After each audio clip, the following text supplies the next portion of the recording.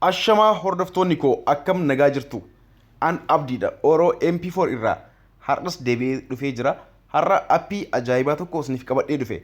Appiin kun Imo akkaawuntii Imo lakkoofsa bilbilaa malee akkamitti banachuu akka dandeettan isiniif ibsa jechuudha. Lakkoofsa bilbilaa tokkoon alatti appiin kun lakkoofsa ofumaa isaatii isiniif kennaa lakkoofsa Ameerikaatiin Imo banattan jechuudha. Okay. Duraan dursee YouTube seenaatii Oroo MP4 jedhaa barreessaa.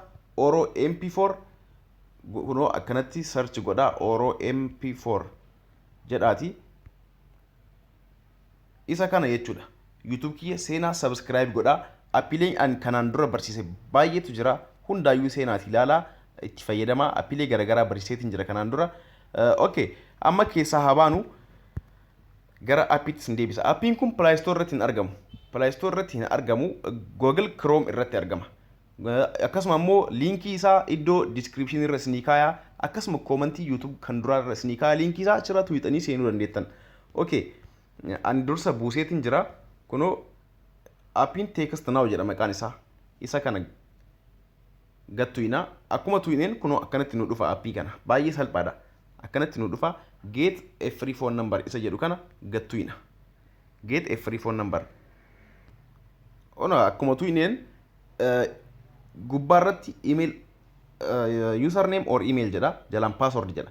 Isin email Facebook keessaniitii fi password Facebook keessanii guuttanii seenuu dandeettan. Yoo hin fedhin ammoo Google account yoo qabaattan Google account keessan irratti guuttanii seenuu dandeettan jechuudha. Ani amma Googlein seenuu waan barbaadu Google account jedhaan jechuudha. Gmail jechuudha. Kunoo Oroo MP4 @gmail.com kuno akkana guute password kiyyamu jalatti jechuudha.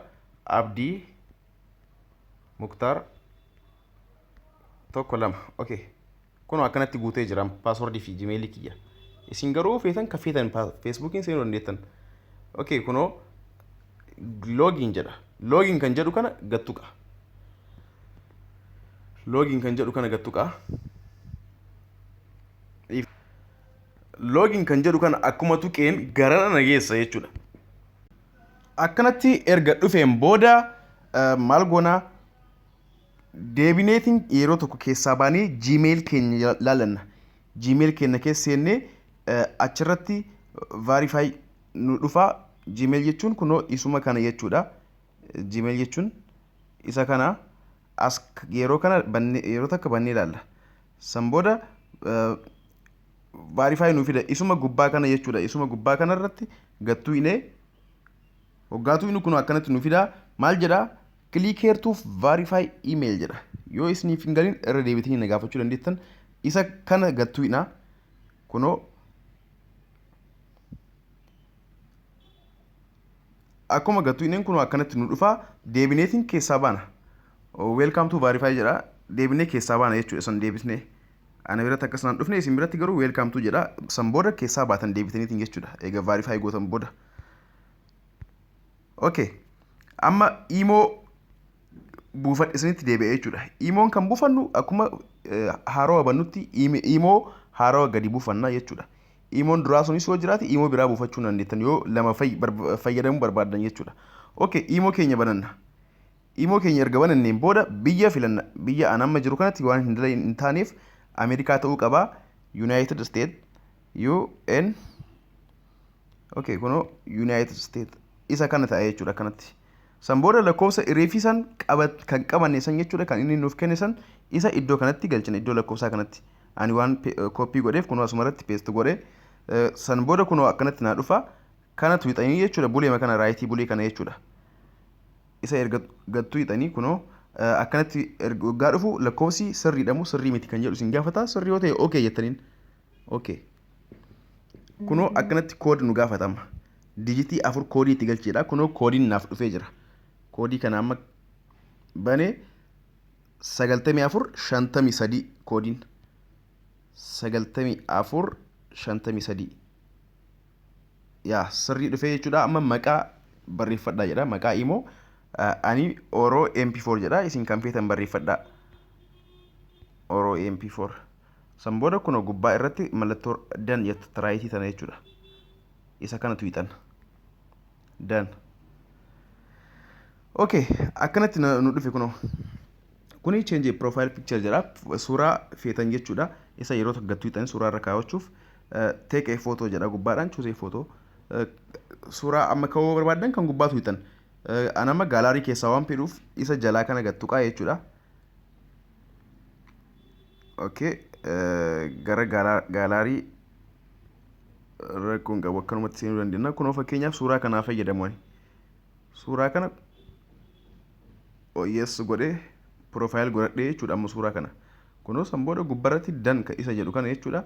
Akkuma dursaatti isa gattuu hixan. Kunoo lakkoofsa Ameerikaatiin imoo banadhe jechuudha ammaan. Lakkoofsa Ameerikaatiin imoo banadhe.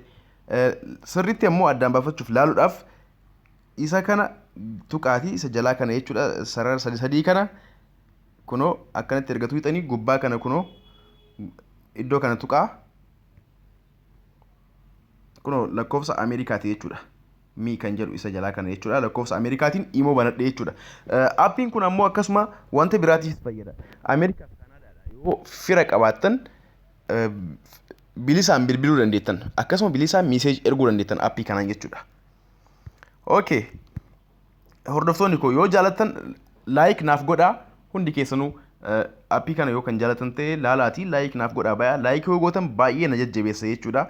Galatooma gaafii biraa yoo qabaattan na gaafadhaa. Linkii isaa iddoo description irra isiniif kaayaa akkasuma immoo iddoo komentii yookaan ammoo Chrome irraa buufachuu barbaadu jettan Chrome keessan bantanii Google Chrome isa bantanii iddoo kanarratti text kunoo text now jettanii barreessan. Text now kunoo akkanumatti barreessanii san booda kunoo isa amma lammaffaarratti dhufe kana jechuudha gattuu dandeettan. Text now kan jedhu isa dheeraan barreeffame kana jechuudha. Kunoo waggaa dhusitan akkanatti isinii dhufa. Kunoo download kan jedhu isinii fida. Isa waggaa kana gattuu hitan download kan jedhu isinii fida. Download gochuu dandeettan jechuudha. Okay, galatoomaa hordoftoonni koo hundi keessanuu share godhaa gara Facebook keessanittis waliif daddabarsaa. Akkasuma yoo jaalattan like naaf godhaa. Galatoomaa.